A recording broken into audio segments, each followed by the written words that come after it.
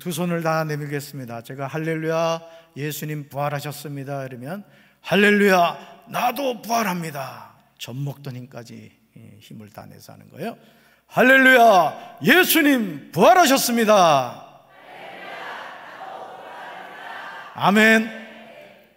부활하실 줄로 믿습니다.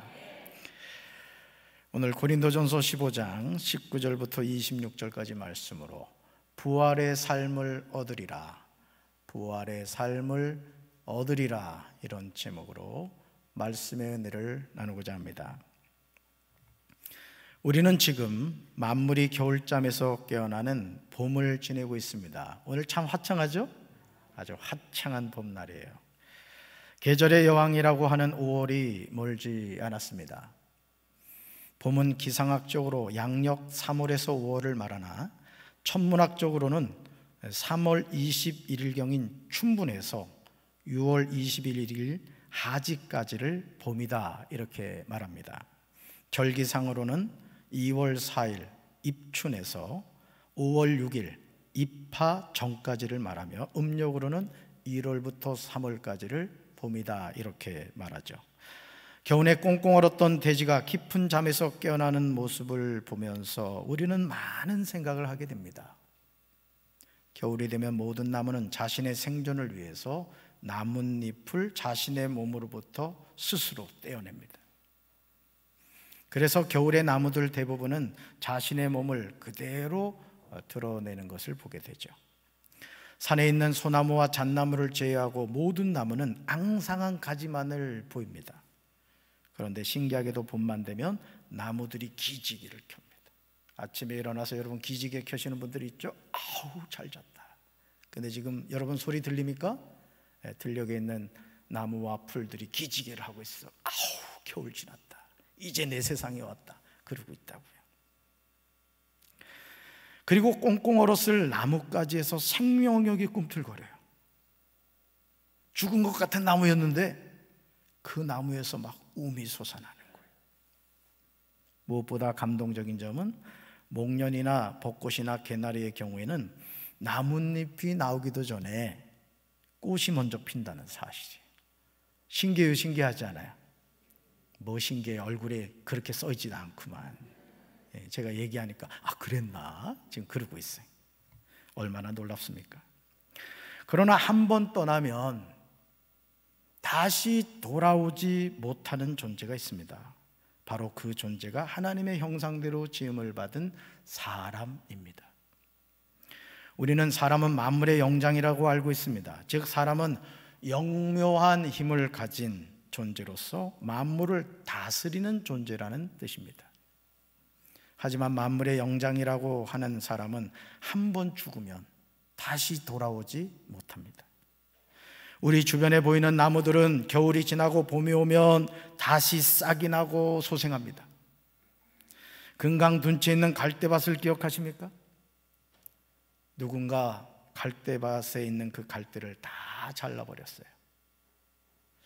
금강이 훤하게 보여서 너무 좋습니다. 마치 제 머리를 이발한 것처럼 아주 얼마나 좋은지 모르겠어요. 또 우리 남성교회와 청량연송교회가 그 금강 둔치에 있는 쓰레기를 그냥 대청소를 해가지고 더 깨끗해졌어요. 근데 벌써 또 쓰레기 갖다 버리는 사람들이 있더라고요. 근데 여러분 아세요? 잘린 갈대 사이로 새로운 갈대순이요 다르게 자라고 있어요. 여러분 갈대 자라는 소리 들어보셨어요? 금강둔치에 가서 보면 쑥쑥 하는 소리가 들리는 것 같아요. 안 들리는 사람은 가까운 이비인후과를 가보셔야 돼요. 그리고 다시 갈대밭을 이루게 될 겁니다. 사랑하는 성도 여러분, 사람이 지혜로운 것처럼 보이지만 참 어리석은 존재가 사람입니다. 아무리 좋은 슈퍼카를 가지고 있다 하더라도 그 차에 브레이크가 없으면 그 슈퍼카를 타겠다는 사람은 아무도 없을 거예요. 여러분 그런 차 타겠습니까? 이 차가 브레이크가 없는 거예요. 여러분 그런 차 아무리 몇 억 페라리라 할지라도 그런 차 타려고 하는 사람 없을 겁니다. 그러므로 자동차에는 엑셀러레이터 페달과 브레이크가 항상 같이 있습니다. 이 두 가지를 잘 사용해야 운전을 잘하는 것이고 안전운행을 할 수 있는 거예요. 삶의 여정에서 우리가 늘 놓치곤 하는 것은 내 삶에서 정말 소중한 것이 무엇인가를 생각하지 않고 살아간다는 사실이에요. 저는 우리 사랑하는 청소년께 우리 학생들도 지금 나이부터 내 인생에 가장 소중한 것이 무엇인가를 생각하고 살아가길 바라요. 그리고 꿈을 가져야 돼요. 우리가 살아가는 이 세상의 삶은 소풍입니다. 소풍이란 휴식을 취하기 위해서 야외에 나갔다 오는 일을 말해요. 소풍은 야외에 나갔다가 다시 돌아옵니다. 왜냐하면 우리는 소풍 간 지역에서 살지 않기 때문이에요. 여러분, 소풍 갔다가 거기 사는 사람 봤습니까? 시간 되면 어떻게 돼요? 짐 싸가지고 집으로 돌아옵니다. 천상병 시인은 그의 시 귀천에서 이렇게 말하죠. 나 하늘로 돌아가리라. 아름다운 이 세상 소풍 끝내는 날 가서 아름다웠더라고 말하리라 노래하였습니다. 저와 여러분의 삶에 주어진 소풍 끝내는 날이 시시각각으로 우리에게 성큼성큼 다가오고 있습니다. 예수님의 수제자인 베드로는 우리가 살아가는 이 세상의 삶이 무엇인가에 대해서 우리에게 말합니다. 우리 말씀 같이 읽습니다. 사랑하는 자들아, 거름인과 나그네 같은 너희를 권하노니 영혼을 거슬러 싸우는 육체의 정욕을 제어하라. 아멘. 예수 그리스도의 사도 베드로는 우리가 이 세상에서 어떤 존재냐? 거류민과 나그네라고 말하고 있습니다. 여기서 거류민은 남의 나라 영토에 머물러 사는 사람으로서 일시적으로 거주하여 법적인 권리를 가지지 못한 사람을 말하는 거예요. 나그네는 자기 고장을 떠나 다른 곳에 잠시 머물거나 떠도는 사람으로 거쳐가는 길손으로 정착자가 아닌 사람을 나타냅니다. 사랑하는 성도 여러분, 세상에 잠깐 소풍을 온 저와 여러분이 어떤 존재입니까? 이사야 43장 4절을 보시면 하나님이 우리를 어떻게 생각하시는지를 잘 보여주고 있어요. 결국 우리 자신도 자신을 어떻게 바라보느냐에 따라서 우리 삶이 긍정과 부정으로 나뉠 수가 있습니다. 저도 어린 시절 이렇게 성장하면서 아마 우리 청소년들이 지금 그럴 거야. 아, 내가 키가 조금만 더 컸으면 좋았을 텐데. 네. 예를 들어서 이제 저희 딸 이내 같은 경우도 그래요. 이게 어느 날 엄마 아빠를 쫙 분석하더니 눈은 누굴 닮았어야 되고 코는 누굴 닮았어야 되고 귀는 누굴 닮았어야 된다고 분석하는 거야. 그리고 데이터를 제시하면서 어찌 이렇게 됐느냐 이거야. 그래서 제가 그랬습니다. 이내야, 내가 분명히 하나님께 기도했다. 눈은 아빠를 닮아야 되고 코는 엄마를 닮아야 되고 눈썹도 아빠를 닮아야 좀 진하다. 기도했는데 하나님이 잠깐 착각하신 것 같다. 여러분, 오늘 우리가 자신을 어떻게 바라보느냐가 중요해요. 저도 이렇게 성장하면서 아주 보기 좋잖아요. 제 키가 180보다는 조금 작습니다만은 조금 더 컸으면 좋겠다. 뭐 여러 가지 그런 자신에 대해서 이야기를 한 적이 있어요. 자, 중요한 건 뭐죠? 주변에서 나를 어떻게 보느냐도 중요하겠지만 더 중요한 것은 내가 나를 어떻게 바라보느냐라는 거예요. 저는 우리 사랑하는 성도 여러분들이 자신을 바라볼 때 부정적인 관점으로 바라보는 것이 아니라 너는 돼, 너는 하나님이 축복받을 거야, 자신을 향하여 긍정할 수 있는 신앙생활 하시기를 주님의 이름으로 축원합니다. 이사야 43장 4절을 보시면요, 하나님이 우리를 어떻게 바라보는지 이렇게 말하고 있어요. 같이 읽습니다. 내가 너를 보배롭고 존귀하게 여겨 너를 사랑하였으므로 너를 대신하여 다른 사람들을 내주고 너의 생명을 대신하여 다른 민족들을 내주겠다. 아멘. 우리를 향하여 하나님이 어떤 생각을 하시는지 아는 것은 정말 중요합니다. 이것을 바로 아는 것이 우리 삶의 정체성을 결정해요.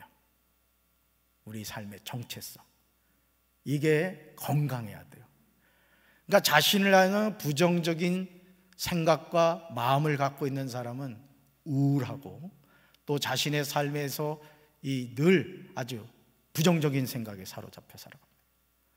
저는 우리 사랑하는 성도 여러분들의 삶에 우울한 것은 다 사라지시길 주님의 이름으로 축원합니다. 언제나 화창한 봄날처럼 여러분의 삶에 기쁨이 충만하고 감사가 넘치는 삶을 살게 되길 주님의 이름으로 축원합니다.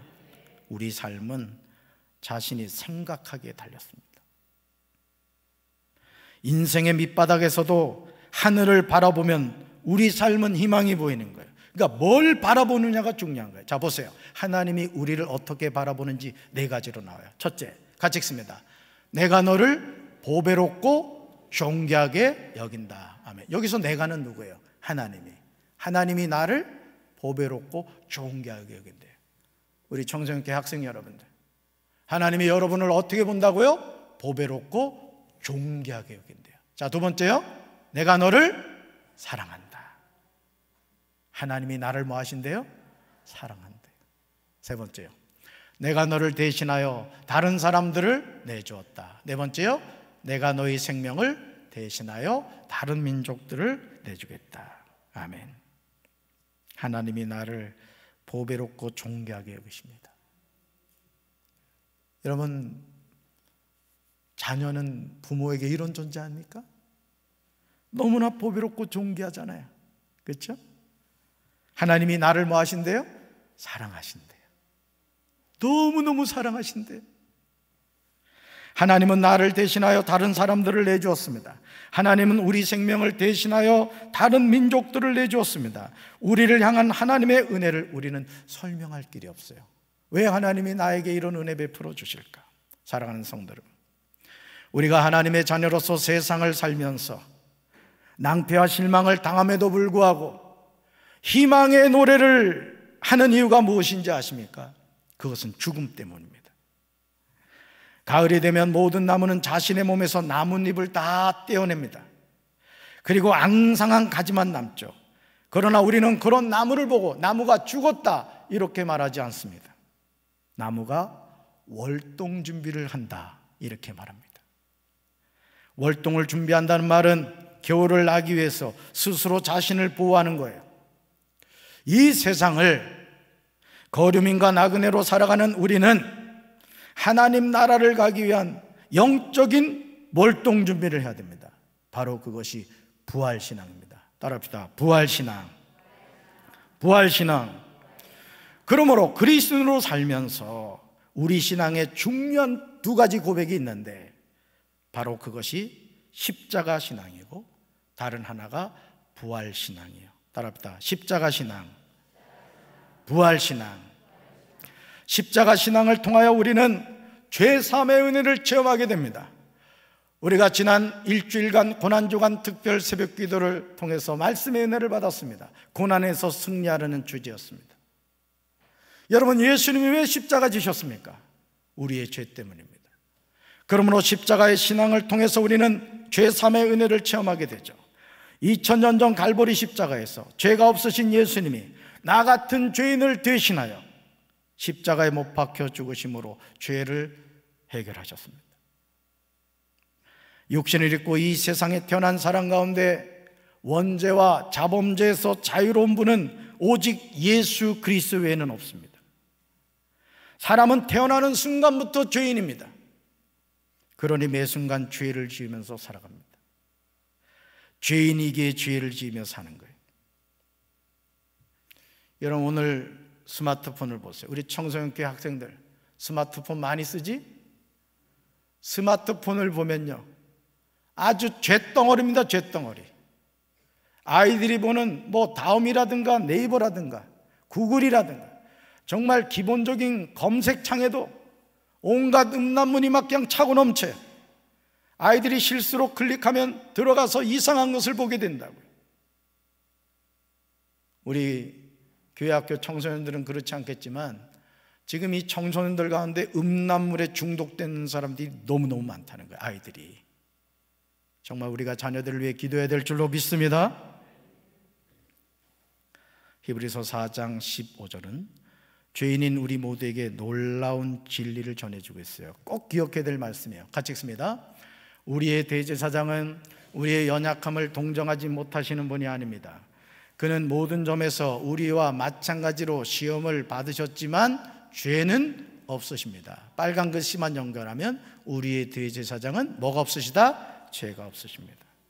사랑하는 성도 여러분, 여기서 말하는 우리의 대제사장은 누구시죠? 예수 그리스도십니다. 예수 그리스도.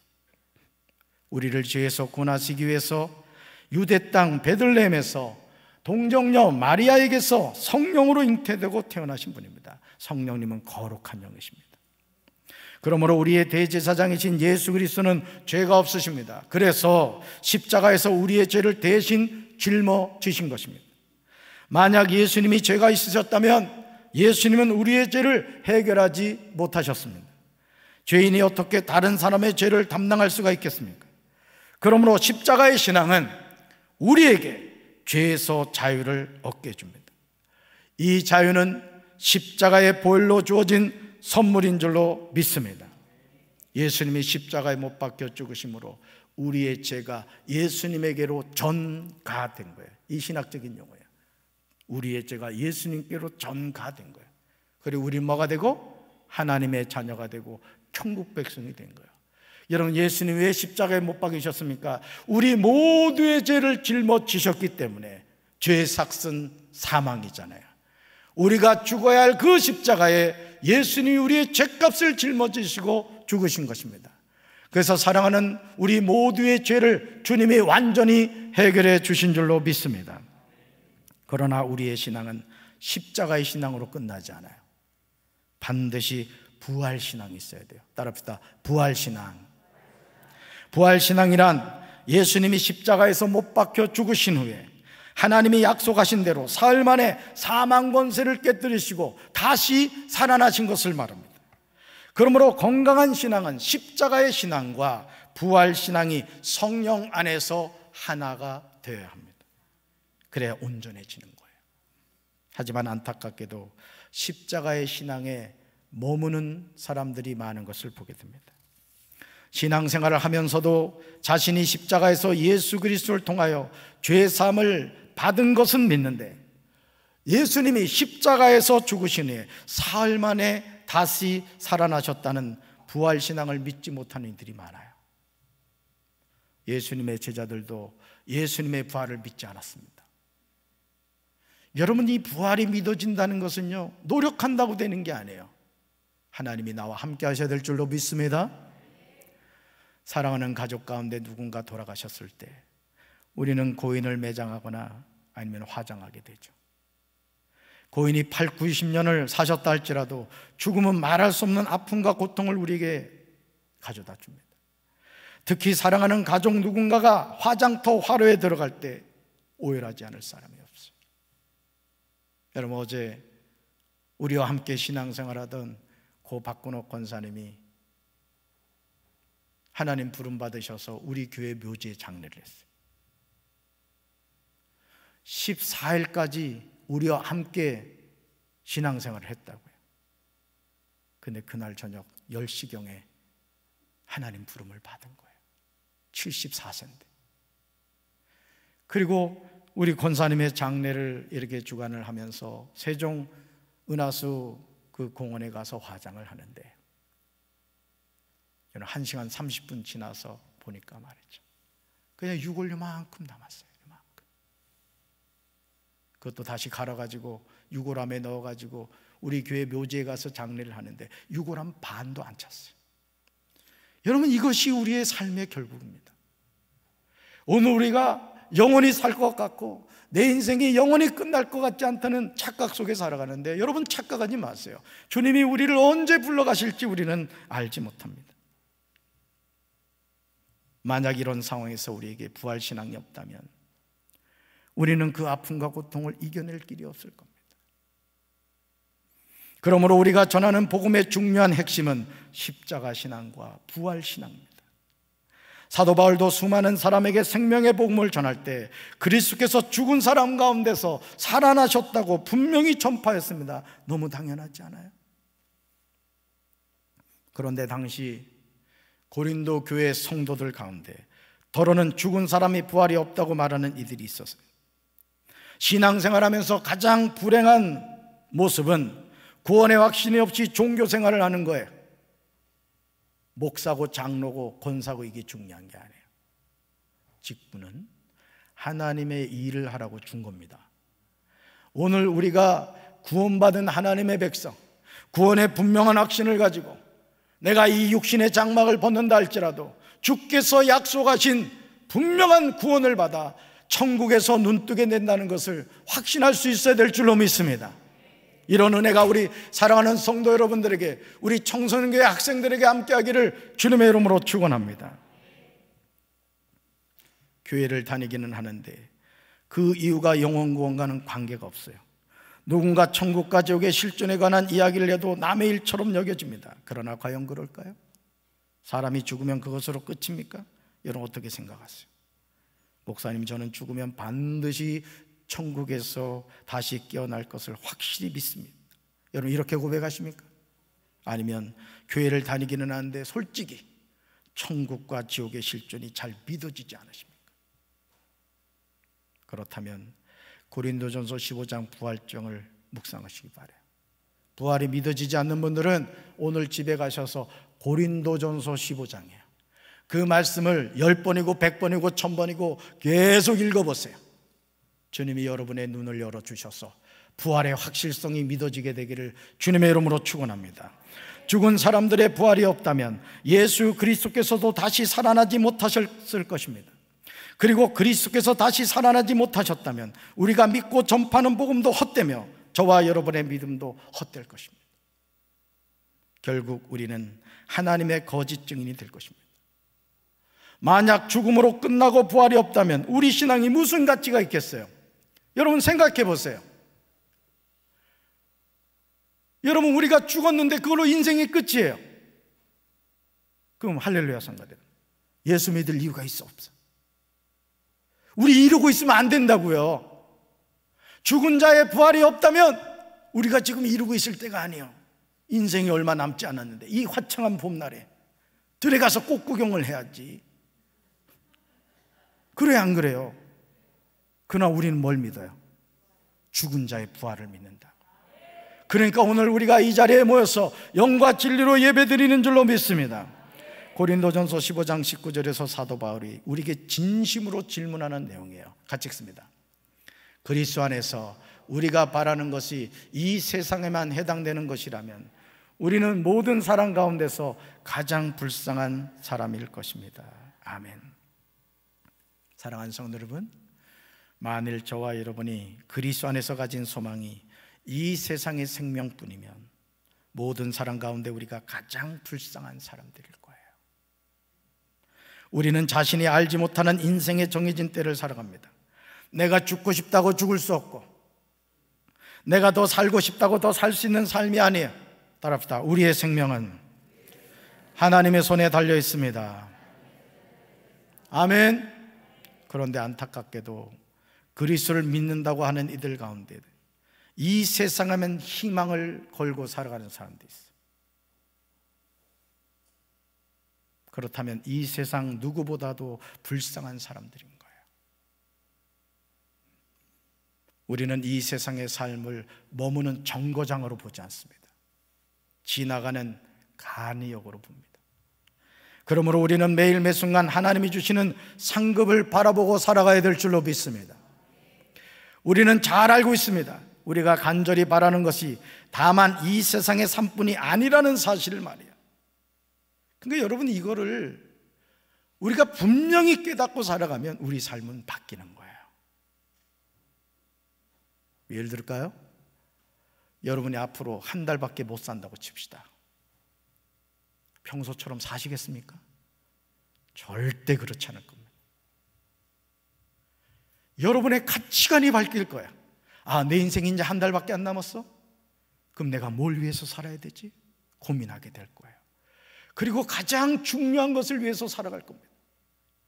여러분, 우리는 시한부 인생을 살아가고 있습니다. 언제 죽을지 몰라요. 하나님이 언제 나를 불러가실지 몰라요. 그럼 내 삶에 뭐가 있어요? 우선순위가 있는 거예요. 오늘 여러분이 이 자리에 나와서 영과 진리로 예배를 드린다는 것은 무엇을 의미합니까? 내 삶에서 예배가 가장 중요하다는 믿음의 고백을 하고 있는 거예요. 여러분이 이것을 느꼈는지 알지 못하지만 분명한 사실은 그렇습니다. 이제 그리스도께서 죽은 사람들 가운데서 살아나셔서 잠자는 자들의 첫 열매가 되셨습니다. 여기서 잠든 사람들이란 죽은 사람들을 의미하죠.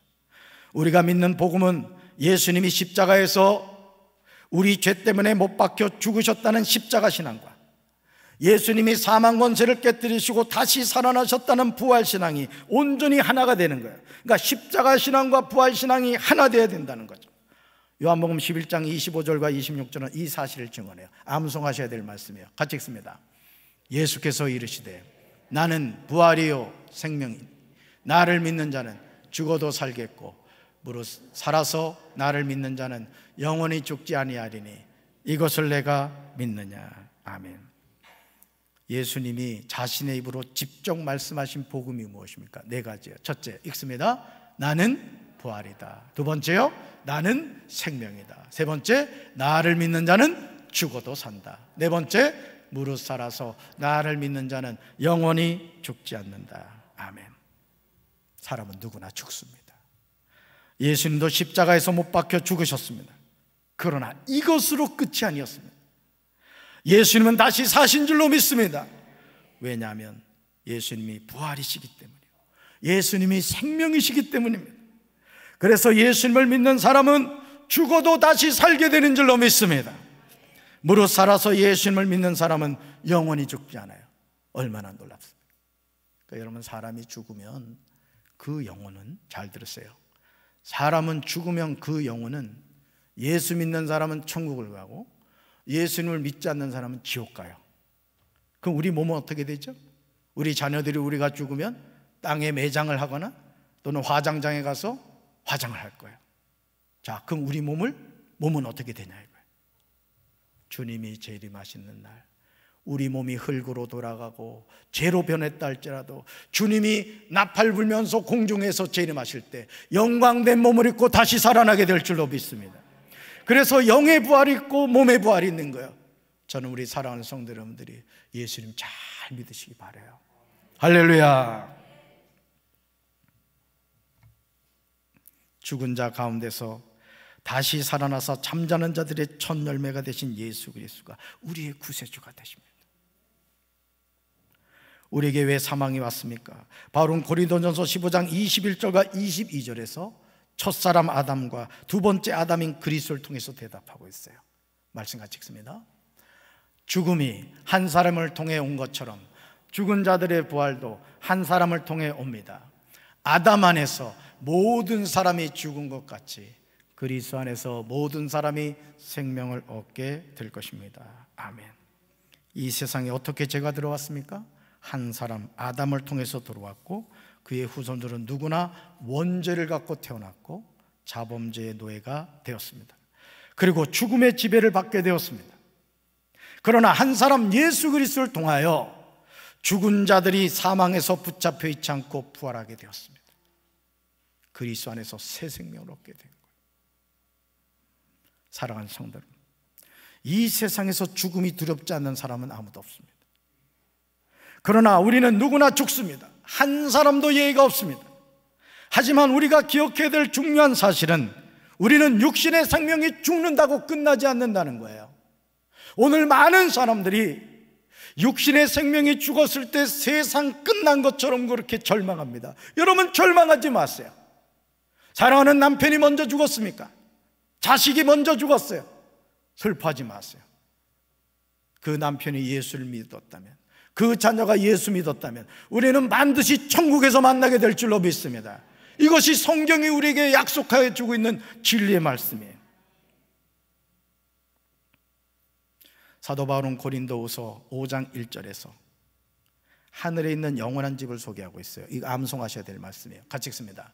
만일 땅에 있는 우리의 장막집이 무너지면 하나님께서 지으신 집, 그 손으로 지은 것이 아니요 하늘에 있는 영원한 집이 우리에게 있는 줄 아느니라. 아멘. 우리가 이 세상을 살면서 잊고 살아가는 땅에 있는 장막집은 언젠가는 무너져. 그래서 연예인들 가운데 보면 말이죠, 이게 주름살 생긴다고 그냥 하도 잡아당겨가지고 눈이 안 감기는 사람들이 있어. 하나님이 겁나신대요. 제 얼굴을 보세요. 벌써 이 연륜이 있어 보이잖아요. 예? 주름살이 이렇게 탁 있어가지고 기분 나쁜 것 같아요. 저도 좀 잡아당기란 얘기예요 지금. 영혼홀도 죽음을 피해간 사람은 없습니다. 히브리서 9장 27절에 나오듯이 한 번 죽는 것은 사람에게 정해진 것이고 그 후에 심판이 있음을 알아야 돼요. 그러므로 땅에 있는 우리 장막집이 무너졌다고 탄식할 이유가 있습니까? 없습니까? 없습니다. 왜냐하면 하나님이 지으신 집, 그 사람의 손으로 지은 것이 아니라 하늘에 있는 영원한 집이 우리에게 있기 때문에 그렇습니다. 우리는 이 소망을 가지고 믿음으로 살아가야 될 줄로 믿습니다. 첫사람 아담이 하나님의 말씀에 불순종함으로 모든 사람이 죽음을 맞이하게 된 것처럼 이제 우리는 그리스도 예수 안에서 새로운 삶을 얻게 된 줄로 믿습니다.